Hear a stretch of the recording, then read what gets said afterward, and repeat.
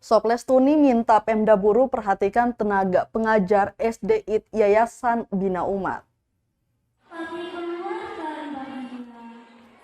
Ketua Dewan Perwakilan Rakyat Daerah DPRD Kabupaten Buru, Emrum Soplestuni, meminta pemerintah daerah atau Pemda Buru memperhatikan tenaga pengajar di Sekolah Dasar SD Islam Terpadu Yayasan Bina Umat Buru.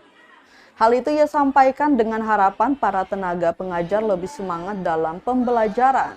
Diungkapkan dukungan yang diberikan bukan saja berupa lisan, namun bentuk material karena tidak semua tenaga pengajar itu berstatus ASN.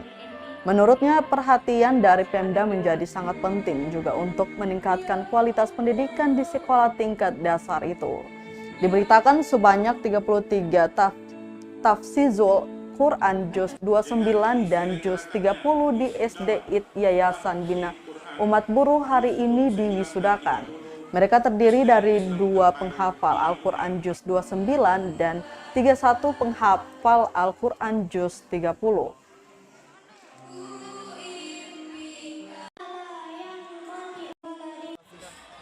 Quran untuk SD IT. Ya, alhamdulillah atas nama penyelenggara pemerintah daerah sebagai ketua DPRD, mereka memberikan dukungan dan memberikan apresiasi kepada Yayasan Bina Umat, Yayasan Bina Umat yang sudah sering melakukan wisuda tahfiz Quran ini.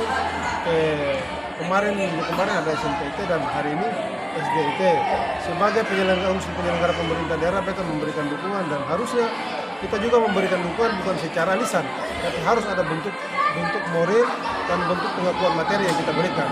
Buktinya dari sekolah tenaga pengajar sekitar 50 lebih, itu kurang lebih hanya 7 orang yang berstatus ASN, dan 30 orang lebih sekian itu masih bersifat honorer yang dibiayai oleh iuran dari orang tua murid, dari siswa-siswa. Sehingga ini perlu diperhatikan oleh pemerintah daerah untuk kita dorong paling tidak ada intensif kepada mereka setiap bulannya. Kita sharing dengan iuran yang diberikan oleh orang tua siswa. Pak.